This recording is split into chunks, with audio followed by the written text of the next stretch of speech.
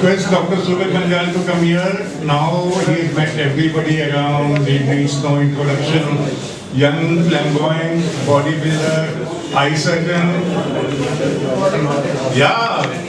Last time I saw him in a tight t-shirt and was fascinated by his muscles. बिल्कुल मैं तो मेरा तो कमी है. He has been in practice for last more than 15 years. Best eye surgeon of Delhi. Doing lots of cornea and refractive surgeries. He is the boss of medical tourism. So anything more to be added or it's more than enough?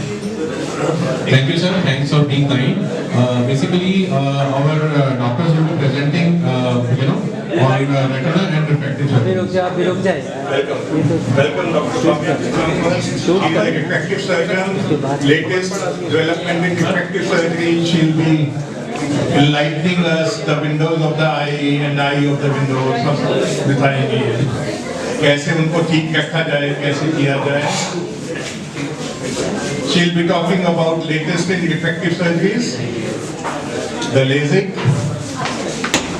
the smile, the contour, and the latest cataract surgeries, CLE. Sir शुरू करने दो. सारे आपने suspense तोड़ दिए. अरे मैं light of Tulsi to take. तुलसी अभी कहाँ है? What? Welcome, ma'am. Welcome, Soumya. Can you repeat what you said, Naveen? Can you repeat what you said? Sure. She is Soumya Saxena. She's a cornea and refractive surgery specialist, very, accomplished surgeon. You talked about my name. I know. Dr. Tulsi will take MCH and, that kind of question. He's kidding. Good evening, seniors. Am I audible? Yes. Good evening, seniors, and thank you for taking out your time in these hours. So I'm Dr. Soumya Saxena. I'm the cornea and phaco-refractive surgeon at Side Avenue Eye Hospital, and I'm be talking about newer advances in correction of refractive errors. So helping patients see clearly is wonderful, but helping them getting free from glasses is transformative. And today we don't just correct vision, we restore confidence and quality of life. Doctor Saumya हम लोग ना पीछे से देख नहीं पा रहे हैं, आप स्क्रीन में देख पा रहे हैं, तो कुछ लाइट बंद होनी चाहिए. Light बंद है. लाइट के if you don't have a क्योंकि अब better.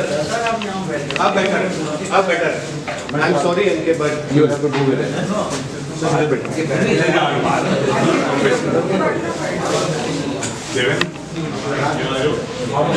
Yes, ma'am. Please. So we are here to ask you to say goodbye to your spectacles. Now what we have heard of? We have heard of LASIK, which is laser assisted in situ keratoconiosis. We have heard PRK, trans PRK, Smile, Pro Smile, Contura Vision, ICL, phakic IOLs. Now I've been telling you in a very general terms what these are and how are they helpful. Now let me come to the facts. Now on the contrary to the myths that we have, LASIK is a very safe and FDA approved procedure. It's a painless procedure. We usually put numbing drops which minimizes pain to brief pressure, and it is generally permanent with very low risk. Now who are the people who are eligible for LASIK surgery? Now anybody who is 18 years and above is eligible for LASIK surgeries. The main thing is that your prescription glasses should be stable for at least 1 year. You should have healthy corneas, there should be no comorbidities in the eye, and of course there should be no pregnancy and lactation that accounts for some hormonal changes. Now what does LASIK offer to all of us? It is not like previously that LASIK was just done for the need of it. Now it is a thing to change the lifestyle. Now just imagine getting up in the morning and able to see your clock and your watches without looking for your glasses the first thing in the morning. You get a whole lot of confidence in front of mirrors without any optical aid. You can enjoy your hot meals, you can go out of the air conditioner without the worry of foggy, misty glasses. and enjoy any kind of sports. Now what has changed from previous times till now? With the improved predictability, reproducibility and accuracy, we deliver very brilliant results with LASIK surgery. Now, even the post-dryness that is considered as the most common side effect for LASIK is managed well. We have certain certain procedures specifically designed for that, like LipiFlow and IRPL, which takes care of post-LASIK dryness as well. Another thing that we have in our hospital is state-of-the-art machine, which is MEL 90. Now what is the best part of this machine is, it is the fastest machine in the world. Now intraoperative treatment is approximately 1.3 seconds just to take out one diopter. So imagine you have a power of like 4 diopters and it goes off in less than 4 seconds. Now here's a brief video which tells you about how these procedures are performed. It's an animation. So this is a femto-LASIK video. We do a laser procedure with the help of laser. A flap is formed which is cut with the laser, so we can do absolutely thin flaps here. The flap is connected with an hinge here and the other laser just thins out the cornea. We just clean the flap and put it back. There is no glue, there is no sutures, there is nothing that we use here. Now, the most common and the most advanced is Smile Pro. We all must have heard about it. Now, what is the best part about this is when we compare it to femto-LASIK. Now, this is a procedure in which we do not make a flap. Whatever amount of cornea that we need to thin out is cut as a lenticule inside the substance of the cornea. There is a 3 mm incision that is on the cornea. We just open that incision and take the lenticule out as shown here. It just takes less than 2 minutes.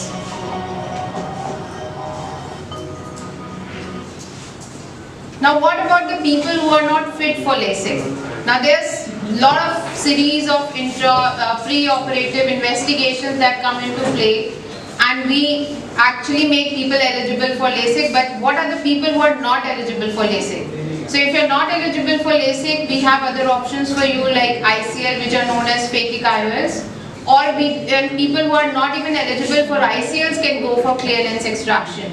So here's a brief video which tells you about the ICL and how do we implant it. Now ICL is also done under topical anesthesia, like we show it here. The pupils are dilated and a lens, which is a very thin lens, is implanted over your natural lens. So it's like a contact lens, a permanent contact lens over inside your eye. So you don't have to remove it every day, so that lessens the hassle. Now what are the pharmacological advances? Apart from the surgical advances that we have in our hospital, we have certain pharmacological advances as well. For pediatric patients or patients who are school going till 12 or 15 years of age, we have special kind of glasses known as MyoSmart glasses. They lessen the progression of myopia, which is very important. Now another is for the elder age group, that is presbyopic drops. We have pilocarpine, which is 1.25%, comes by the name of Beauty. So that takes care of your presbyopia. Now what is the take-home message? It's LASIK or any refractive procedure is not a cosmetic procedure. It's not just a cosmetic procedure, it improves the function of the eye. It is a life-changing thing.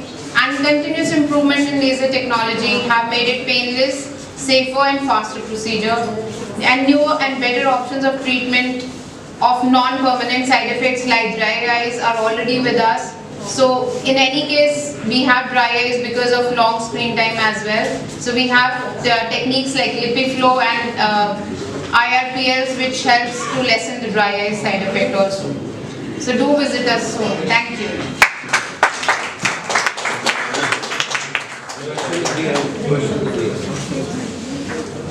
We'll have questions in the end. Dr. Tulsi, you can prepare your questions.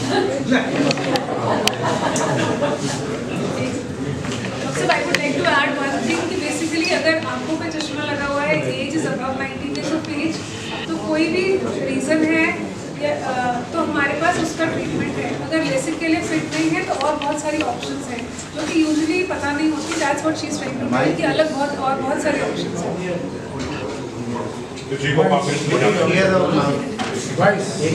Hello, तो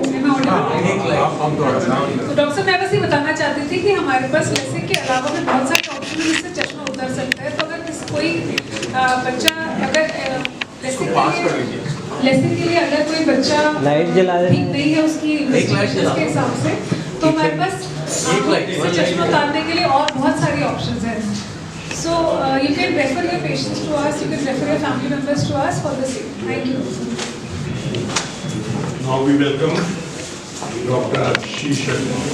She's from Lady Harding. मेरे wife के college से मुझे बहुत डर लगती है.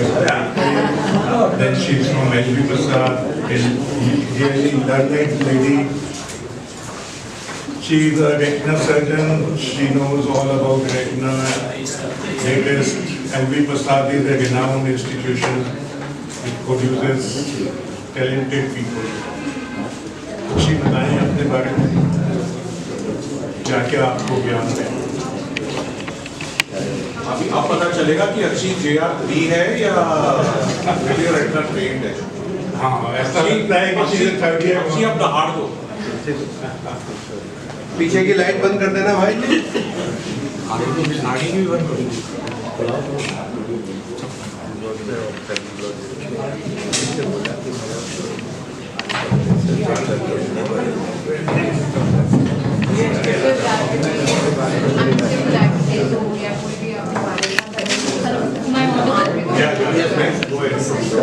Very good evening everyone. I am Dr. Akshi Sharma. I am retina.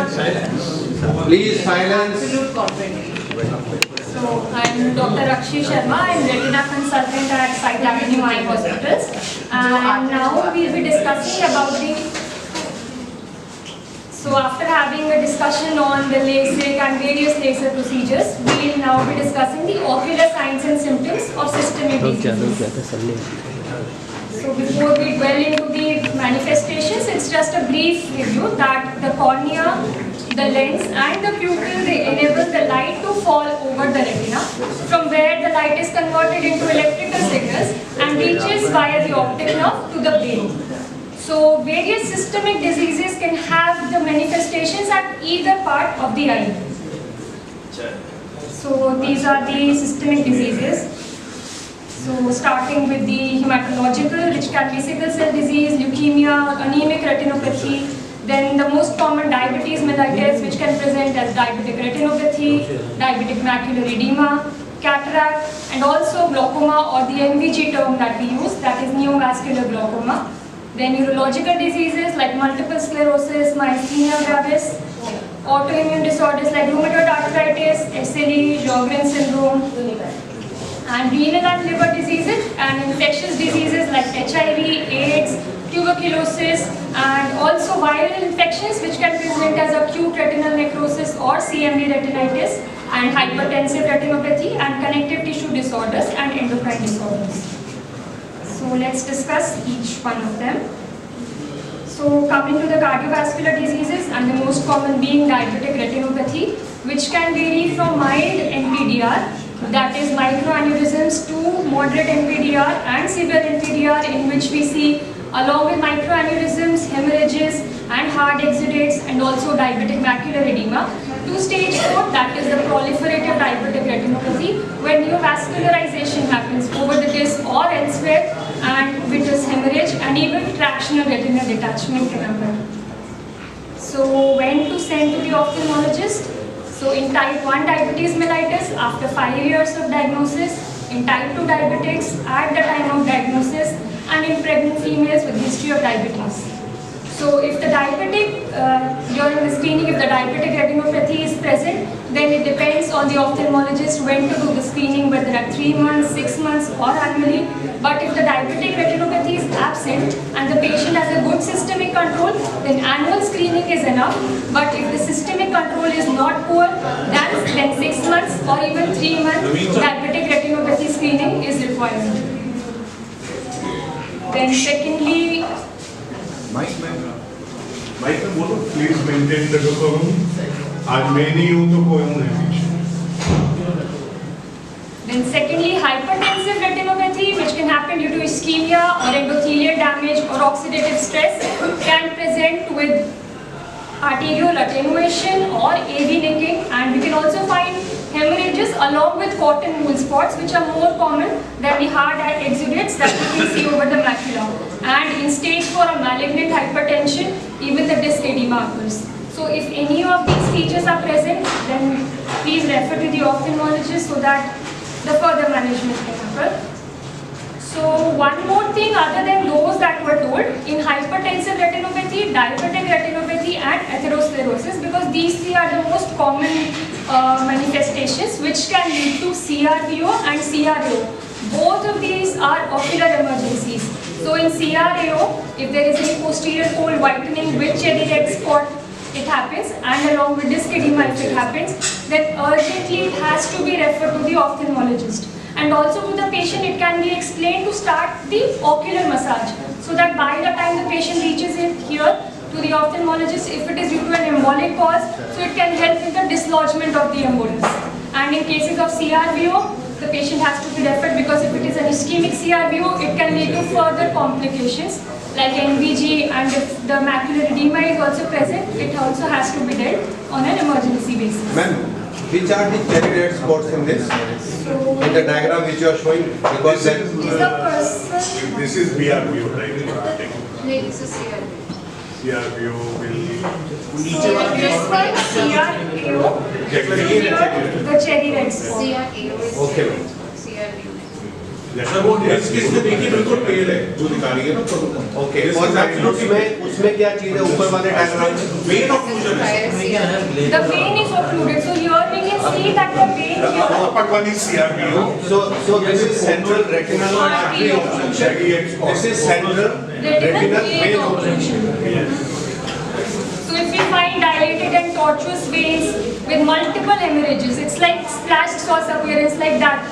If we see it, then it is CRVO, and in CRO it is posterior fold whitening. It can be appreciated compared to the mid periphery. So classic posterior fold whitening with a cherry red spot, CRAO. and you have classical photos also very good. Excellent photo. You have to massage in this. Yes, in CRAO. So now coming on to the autoimmune disorders, rheumatoid arthritis. So the patient can present with keratoconjunctivitis sicca or dry eye or redness if the patient has scleritis or episcleritis, which if not treated on time can lead to corneal welt and also scleral welt and scleromalacia perforans. Then secondly, giant cell arteritis. The patient can present with sudden painless vision loss along with headache, scalp tenderness and jaw claudication. And the signs which are there are anterior ischemic optic neuropathy and central retinal artery occlusion. Here if we can see, as compared to the previous photo, here only a segment of retinal whitening is present. Please maintain. Vipul, you are the host.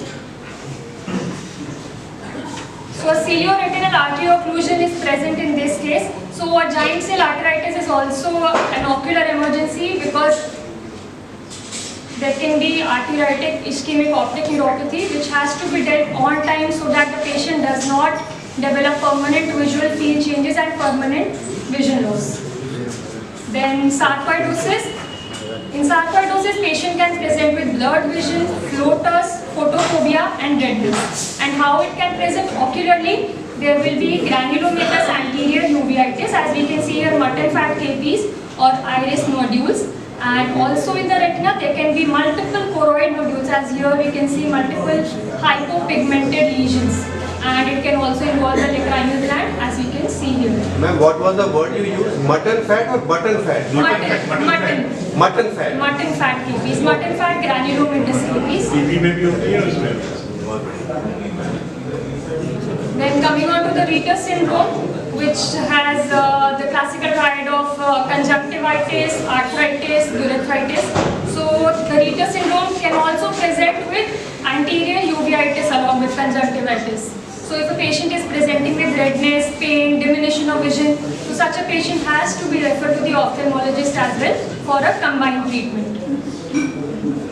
Then similarly polyarteritis nodosa, which the patient presents with redness, pain, diminution of vision.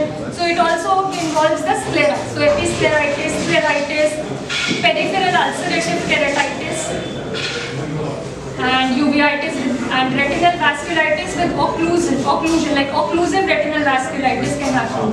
And it can also be seen that occlusive retinal vasculitis in cases of SLE. So all these cases should also be referred to the ophthalmologist so that your combined management can be taken care of. Then Bogue-Kayanagi-Harada syndrome. So these kind of patients will present with redness, diminution of vision, and they will also complain of headache and sometimes also hearing loss. So if along with the symptoms we find that there is presence of redness in acute phases and diminution of vision, and on fundus if you find that there are multiple these SRF pockets or subretinal fluid is there, multiple loculated subretinal fluid, then this is an acute stage of leakage and has to be referred to the ophthalmologist. But if the patient lands up in a chronic stage, as here we can see that the patient has scoliosis, and also here there is a Danon-Fuchs nodules in the chronic stage of leakage. So such cases have to be maintained on a longer term of When we have to find out, immunosuppressants. when I will have more question answer sessions. Then now to the hematological disorders like leukemia, lymphoma or anemic retinopathy, which present with classically with the rod spots and retinal edema along with the hemorrhages. Similarly, in sickle cell anemia, you will find dilated conjunctival vessels, retinal capillary occlusion and neovascularization, classically CF and neovascularization.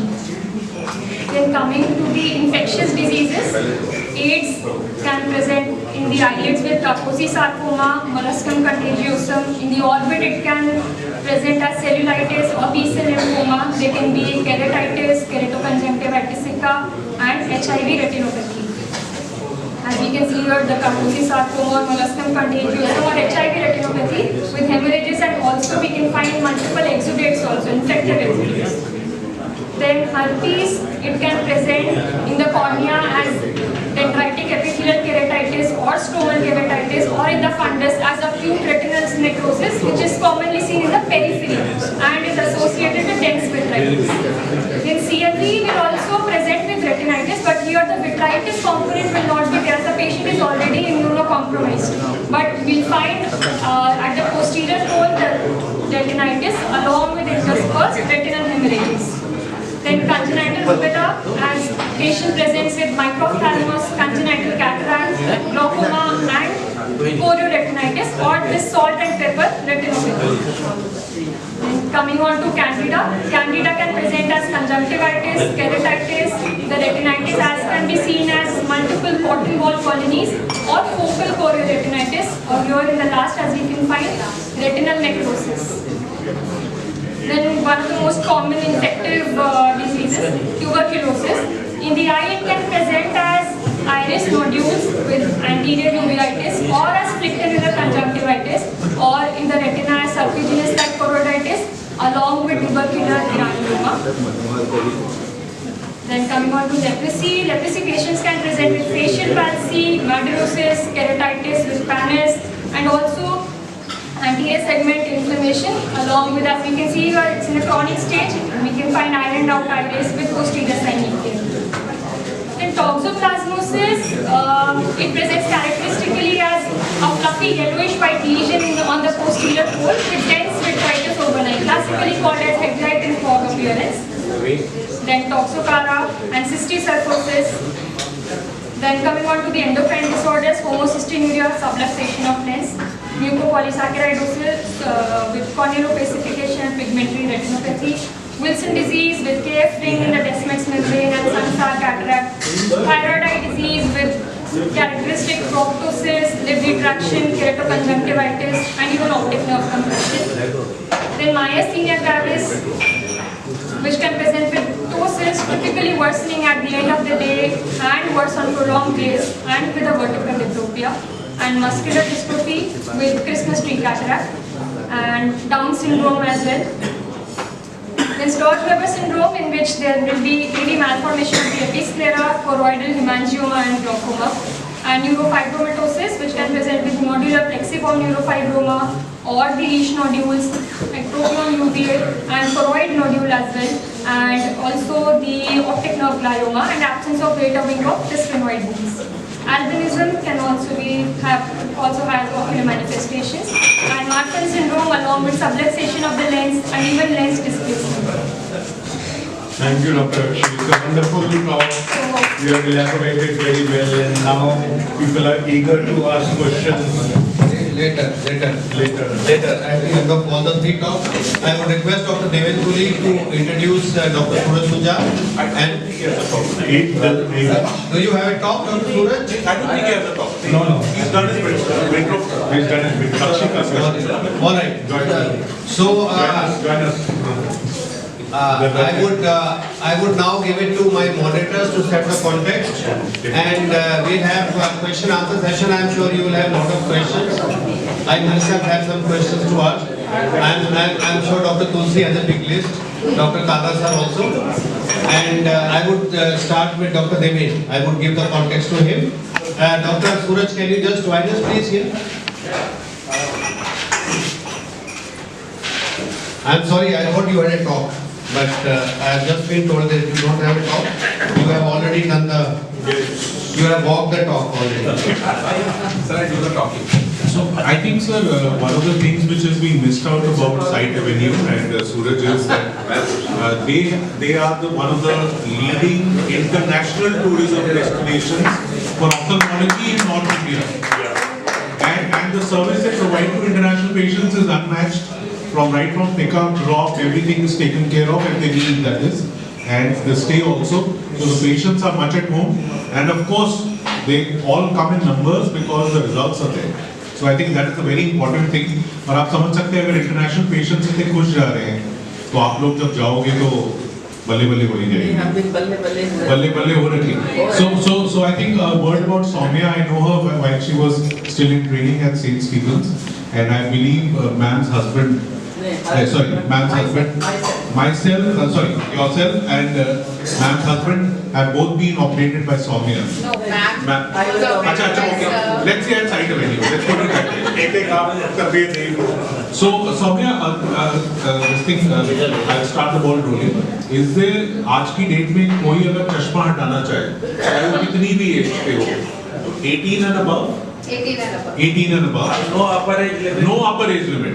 तो चश्मा हटाने के लिए we have different modalities. Like if you are 60 and above, we use multifocal lenses for you. We have intraocular lenses, not laser per se. मैं यही summarise करना चाहता था, not to expand the discussion, कि अब 18 साल से ऊपर अगर कोई चश्मा हटाना चाहता है, तो possibility है. possibility नहीं, there's a very high chance that Site Avenue can do it, or other leading ophthalmologists in the country can do it for you. और ये अच्छा है, so there's hardly any situation. Obviously they will take care कि अगर लगेगा कि कोई complication होने वाला है, so they will I advise you not to get it done, but हो जाता है. So that is there. And very important what she said about CRAO and CRVO. So the difference is the color of the retina. So I think there you have a tomato ketchup appearance, as we saw in CRVO. That's a mnemonic we say. And CRO is basically a pale disc, and it's a jelly red spot is because the macula shines. So that is why the jelly red spot. Anything else, sir, you want to add? Okay. So we can open this session. First with you, Lisa. All right. I think we had two wonderful sessions. One is on something called as LASIK, very famous, very popular. And Dr. Saxena told us about the nitty-gritty, about the various things that they have at their facility. I just want to ask you one question, ma'am. Is there something called as a customized LASIK? And what is the meaning of that?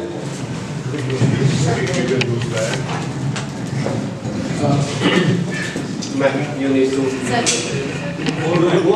अरे वो जवाब दे Okay, I'm sorry. So customized LASIK is nothing. Basically, it is a topo guided LASIK. Normally, we have two types of refractive errors: spherical and cylindrical, which is. What is the cost of customized LASIK in bilateral? I'm sure you're doing bilateral in one sitting or Bilateral. So what is the cost of that in your setup? Sir, basically, it varies and it's a range. So if you do a customized LASIK, so there are two types of customized LASIK. One is by a femto system, and another one is with a microkeratom.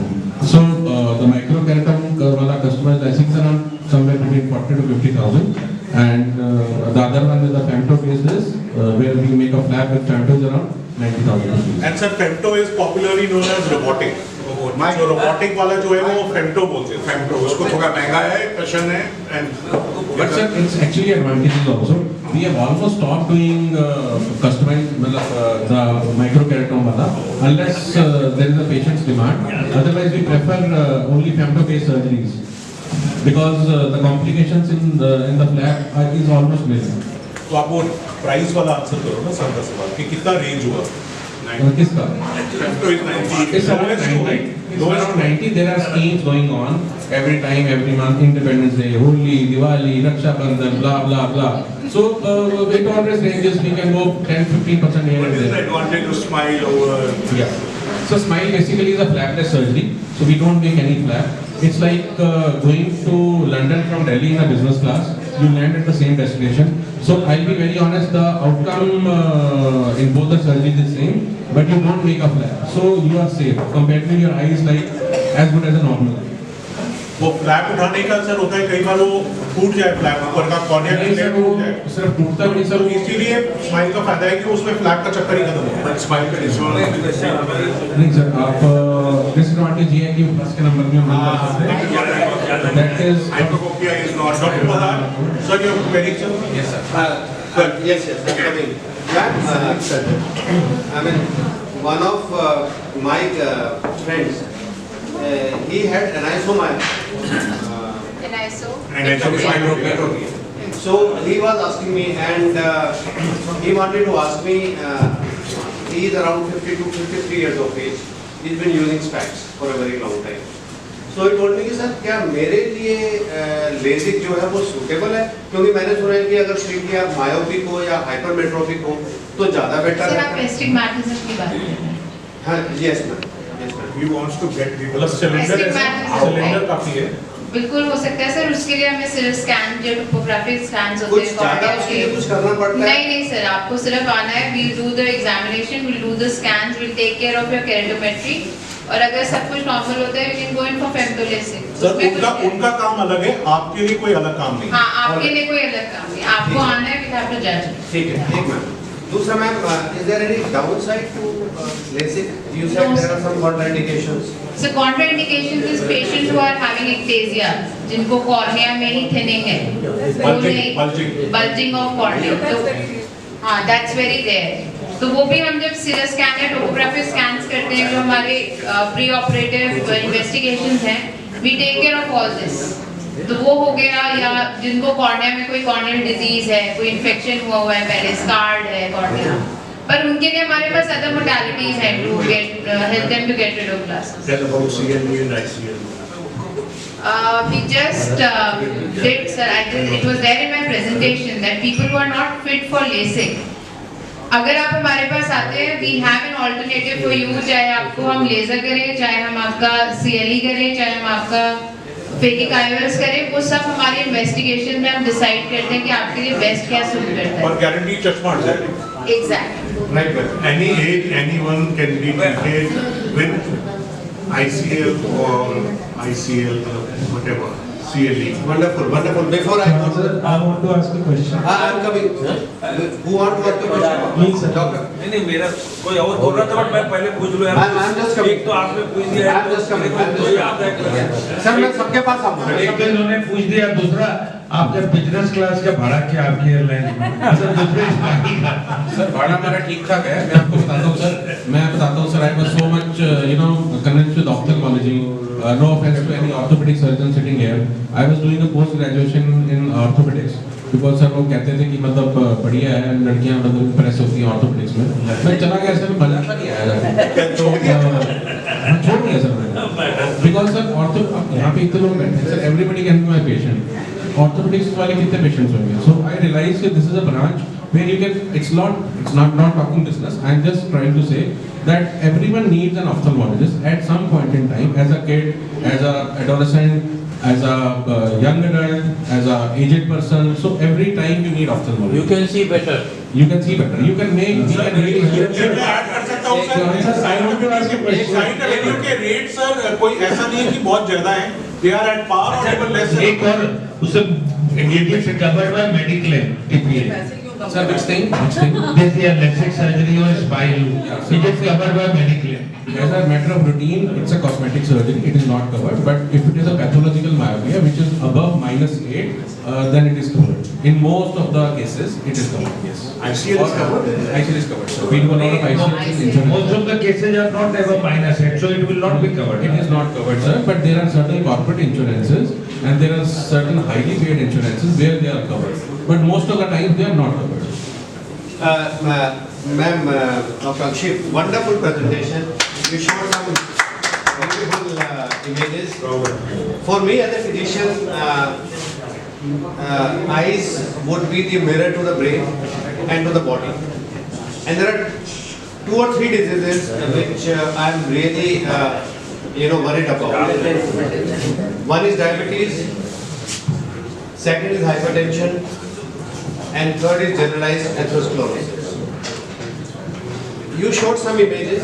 What are the changes or what are the differences in hypertensive retinopathy versus diabetic retinopathy versus generalized atherosclerotic retinopathy?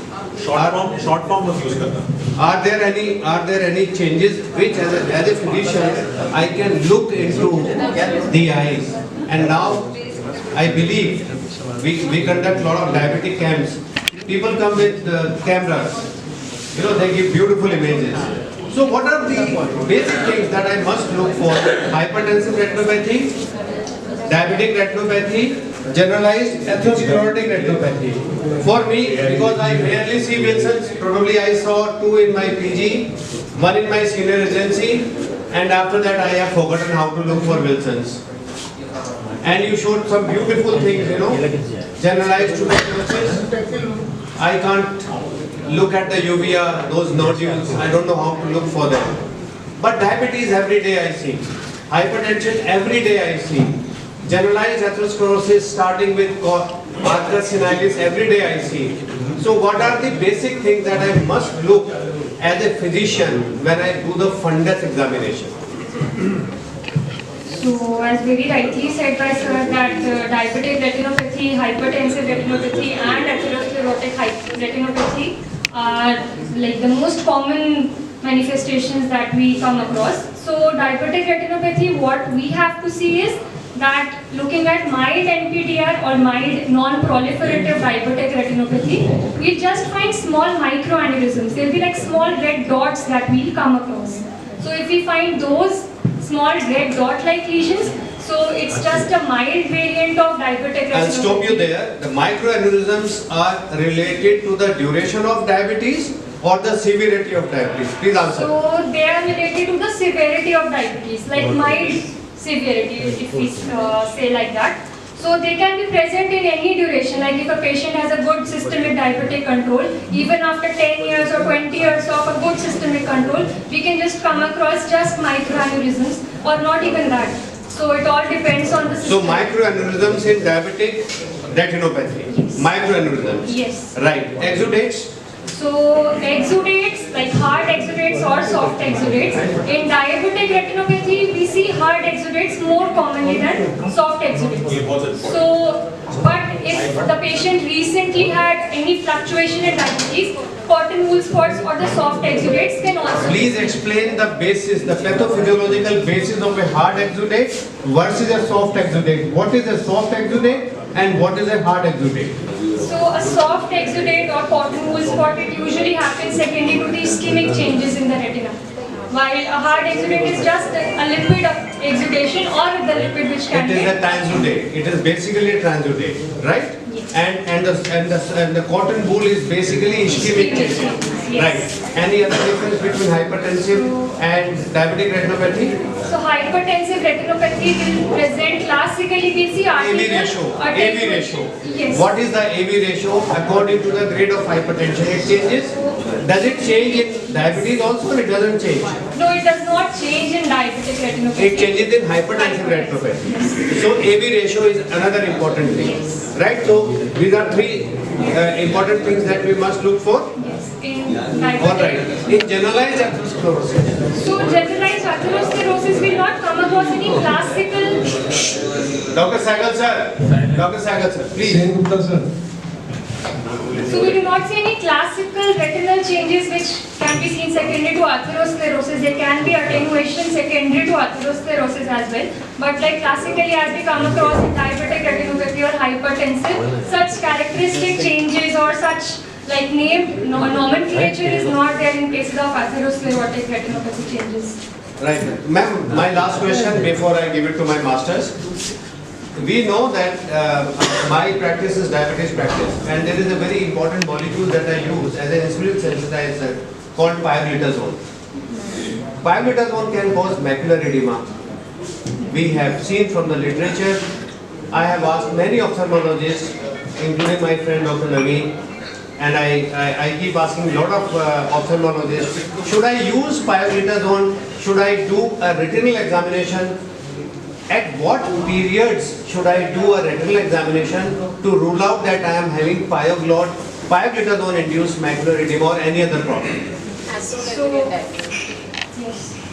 So that is. If there is no macular edema on first examination, what is the period or periodic examination at that period I should keep doing the retinal examination to rule out any pioglitazone induced issue in the eye? I think you should be honest. You have to read this up and get back to sir. आपको पक्का नहीं पता है इसलिए मैं बोल रहा हूँ. नहीं, she doesn't know. I know. I can read out to it, but Pioglitazone is a very important molecule in diabetes armamentarium. Pioglitazone can cause macular edema, which can be a very serious medical emergency. चलो आपकी homework करके sir. And therefore, as a physician, it's very important for me to know what is the implication. I will give it to the masters and please get prepared. Dr. Somya and Dr. Achi for some very difficult questions. Sir, Chauhan sir, behind you. Chauhan sir, before sir's God mode, I have a human mode question. Before Tulsi sir comes on the God mode, I'll have a human mode question. So I wanted to ask sir and you three together, but sir has gone, so you have to answer. See, I'm a pathologist, so major part of my bread and butter and everyday practice comes from preventive health checkups. Where patients talk to me every day, कि यार मेरे को test किस frequency पे कराना है. And I think in primary care practice, that is what we all come across, that the patients today, they want to talk about what should I check at what frequency for my wellness and well-being, that I catch anything happening to me at the earliest. Whether he's looking at cataract, glaucoma, whether he's a diabetic. So what would you recommend that a person completely devoid of any NCD and people with diabetes and hypertension with previous normal examination or primary examination, at what frequency they should turn up for a general optal examination? So we start from the birth actually. If there is a so if it's a preterm birth with an NICU history, then we have an ROP screening. And that depends upon the retina specialist to look at the ROP and decide which stage is the ROP in and how frequently they want to visit. Now we come to like more 1 year and above, like a preschool child. So the mother should be knowing that the child is squinting the eyes or probably having difficulty in seeing things. So you have to visit your ophthalmologist SOS. Now if we come to the school age group, now what I tell usually to my patients is that if you are a school going kid and you will have that age in which the disease is progressing, the refractive errors are progressing. So we usually ask the kids to visit us every 3 months. just to get a normal routine checkup and see whether there is no progression in numbers, right? And coming to like 18 years and above, refractive surgery is more of a cosmetic procedure, so that depends upon the person as well. Now, if they have any disease like diabetes, 40 years and above, you have to come and check for your, as soon as you're diagnosed pre-diabetic or hypertensive, you have to come for your retina checkups. Like, and if there is no findings, obviously like 6 months or so, even annually, but like if you have any findings, then probably like in every 3 months. Glaucoma checkup, like every 50 years, if you're above 50 years, you have to come for your cataract screening and glaucoma screening. Glaucoma, we have a very threshold, low threshold for diagnosis because that's related to nerves. And once the nerves are damaged, it's very difficult to, it's basically a non-reversible thing. So we need to have a glaucoma screening regularly. Anybody who's more than like 45 years of age should have a glaucoma screening. So you say that anybody who's above 40 years of age, okay, should visit the ophthalmologist once a year. Once a year. Okay, I have one more question because you wonderfully started from the pediatric age, from birth. So I have visited you twice for that. Okay, and I have a 10-year-old son. Now I have a very direct question that, you know, the relationship, because I think all of you would be being asked in your OPD about it either by the parents or by the grandparents. Relationship of the screen time to development of refractive errors, question A. Question B is that, you know, why did I turn up at your OPD? Because I turned up because school sent me a visual acuity examination, right? So how reliable is a general Snellen's chart? You know, if a patient, you know, my son was shown as a visual acuity by 6/9. So I said, okay, कोई नहीं घर की खेती है, हम side में चल लेते हैं, okay. But अगर किसी के बच्चे का 6/6 भी आता है और Snellen's और स्क्रीन टाइम जो यार अच्छे से अच्छा बच्चा भी 1 घंटा देखता है, तो क्या उन्हें what frequency they should turn up? So screen time has a direct relation to the progression of your myopia, because normally is it related to onset of myopia or progression? No, progression of myopia. Not onset. जब मैं अपने बेटे को ये कहता हूँ कि बेटा तू मोबाइल देखेगा तो तेरी आंखें खराब हो जाएगी, वो गलत है। पर उसको अगर myopia हो गया तो वो देखेगा तो वो सही है। आपके जेनेटिक्स में myopia कहीं ना कहीं है सर। है obviously। तो वो exactly। तो हाँ सर, स्क्रीन टाइम की वजह से जो आपको कंप्यूटर विजन सिंड्रोम होता है, ड्राइनेस हो रही है, so that is basically a collateral damage. But then you have, yes sir. So number of myopic patients after the COVID, where the children used lots of laptops and UV rays. so that was increased multiple times, right? So myopia is an epidemic now, and we have to accept it. So we have to ask the children to go outside, play, so that this thing stays. So myopia always epidemic, but now to God mode. And Tulsi sir, thank you. We think ROP Dr. Somya, Dr. ROP is a medically good Masters and our teachers, Dr. Tulsi and Dr. Kala sir. Sir, I'll come to you, sir. Dr. Gandhi, I'll come to you. Sir, Dr. Tulsi, Dr. Kandra, 3 plus 2 minutes, 5 minutes. One question, Dr. I will ask. I will come. I will come to forum. I assure you, I will come to you. Thank you, Dr. Wan. So, very simple questions to Dr. Somya and Dr. Suraj Vinay is there.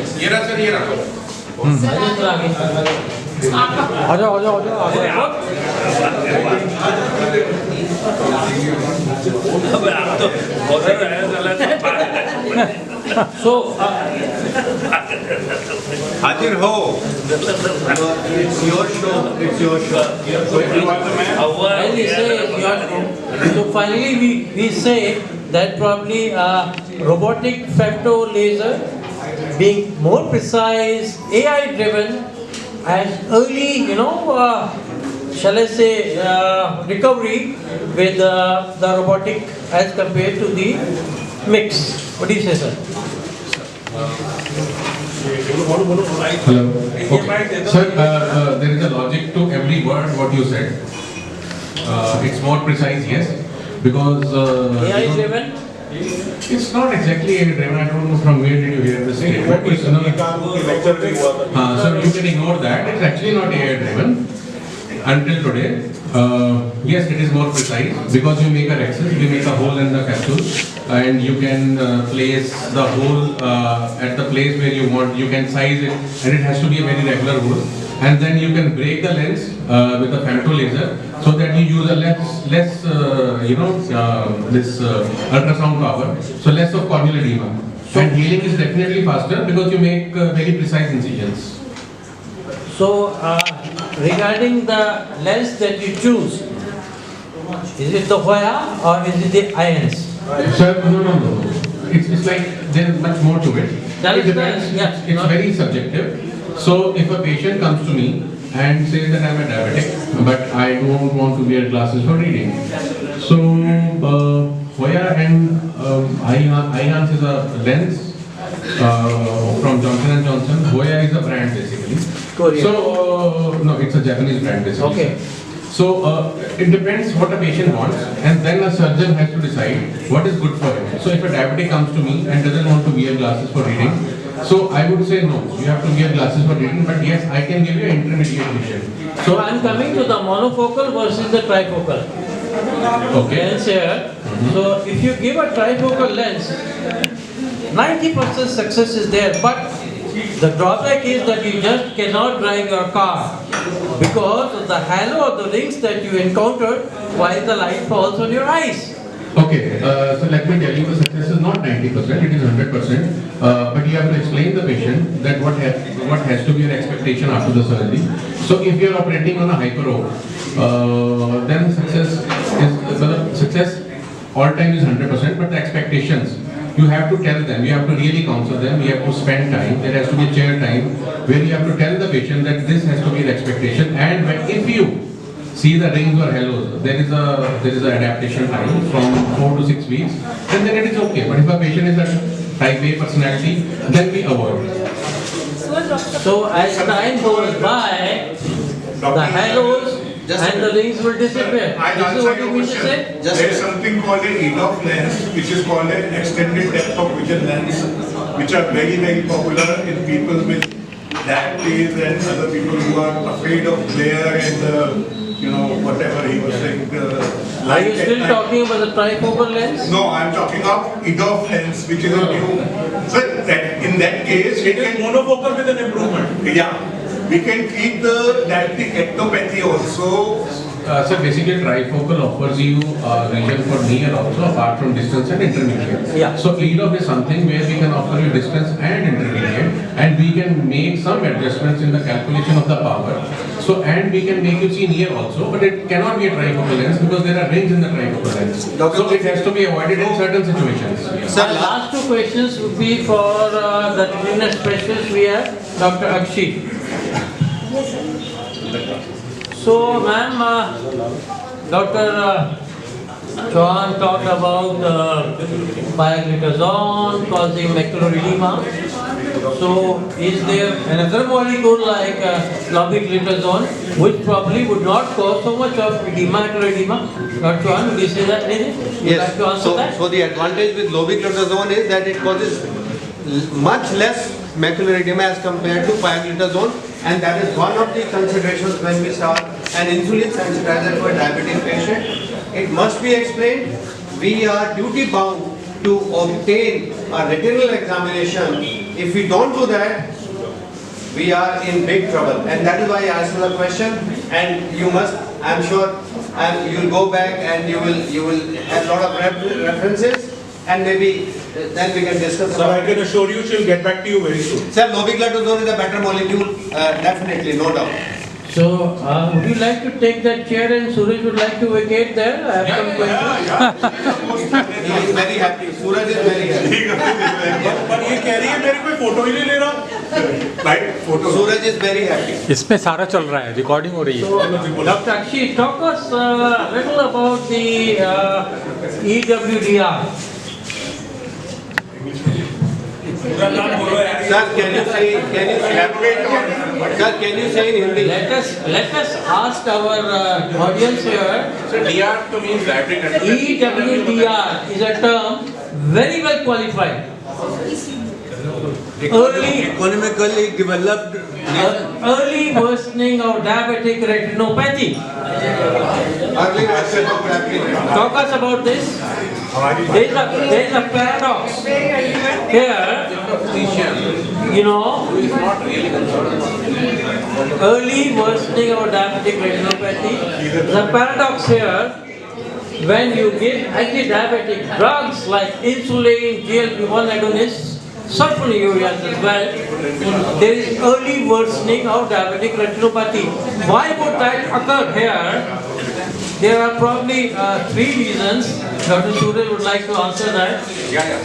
Sir, okay. The Early worsening of diabetic retinopathy. Sir, you know, a diabetic patient would always end up coming to a physician. So the responsibility has to be on the shoulders of a physician.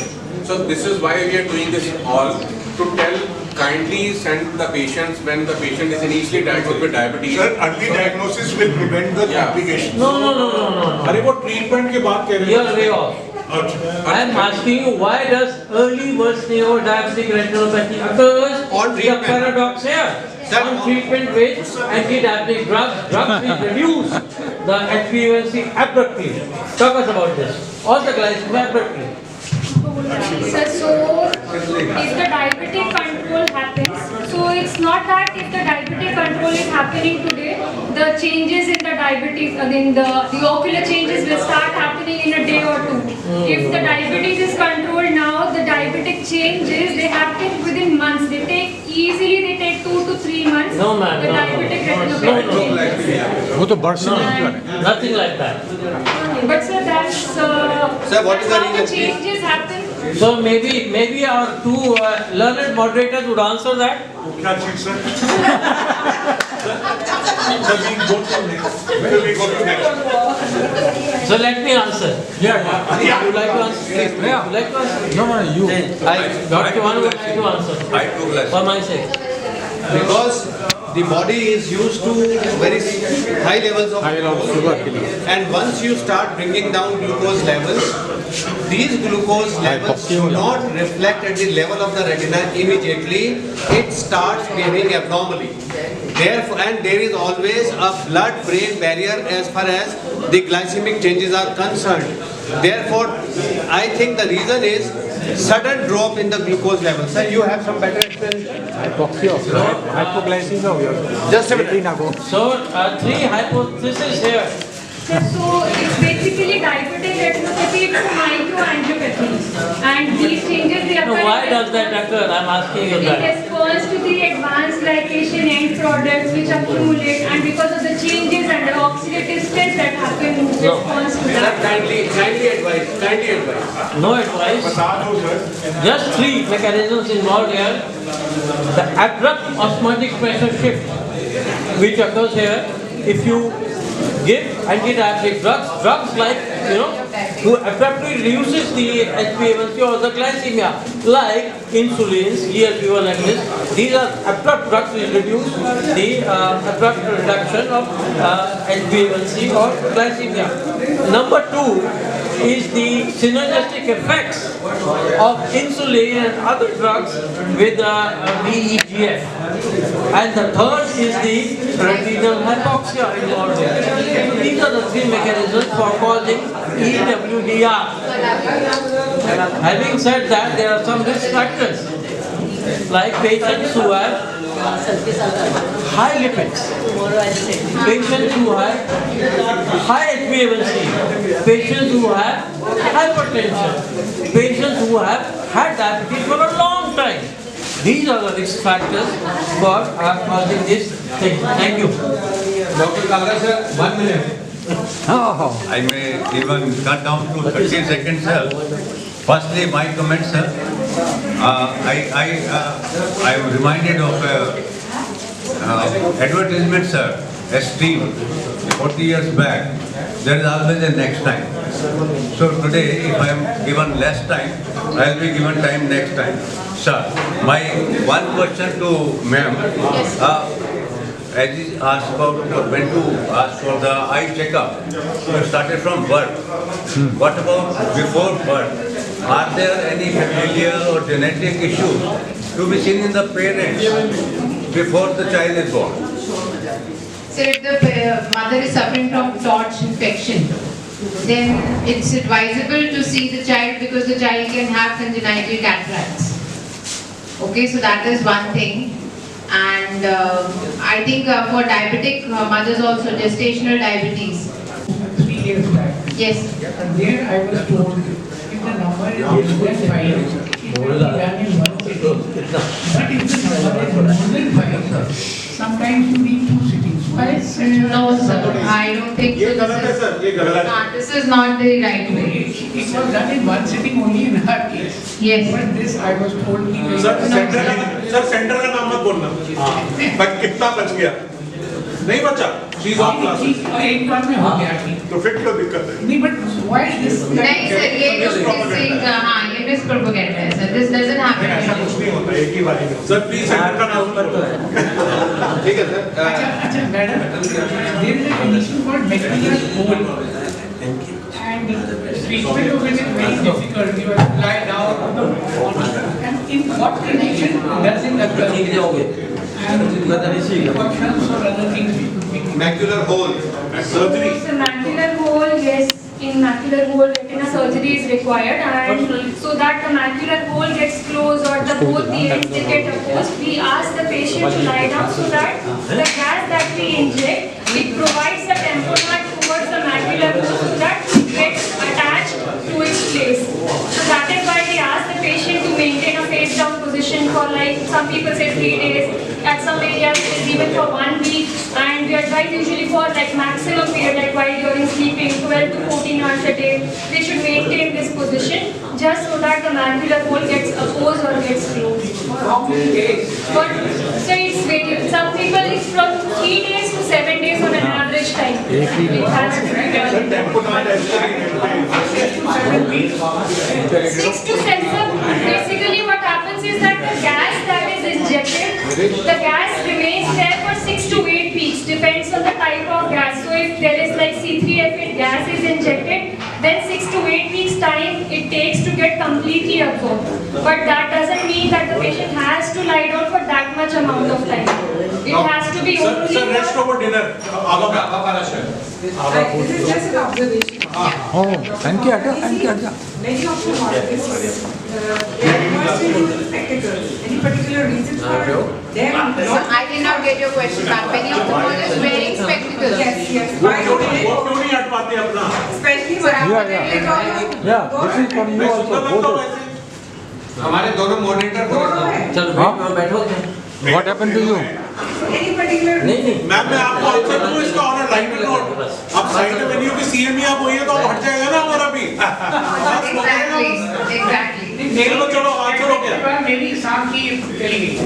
नहीं sir वो अलग चीज है sir आपकी sir वो dinner में एक minute भाई डॉक्टर सौरभ बंसल ऐसे क्वेश्चन सौरभ खतरनाक मैं देखा चश्मा हटा दूंगा बस It was a very interesting talk. मेरा बड़ा layman type question है sir.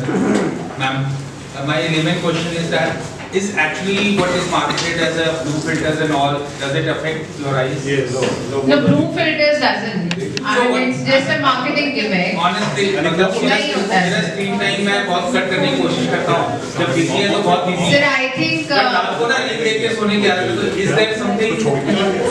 So what I usually tell it to my patients is just follow 20-20-20 rule. So you have to look at the laptop or anything that you're looking at for say 20 minutes. Take a 20-second break. Look at the distance of 20 feet because that is the distance in which the light rays falls parallel to your eyes and your eye muscles are relaxed. And blink 20 times. Now what we miss while doing anything or while looking at the screen is that when we concentrate on something we tend to blink less. So we forget blinking. So that constant staring effect causes the dryness. So no filters or anything would help you. It is just that it's a marketing gimmick. Yeah. So being a laparoscopic surgeon, so I have a lot of screen time. Yeah. So what you need to do is just make a 20-second time, 20 minutes time in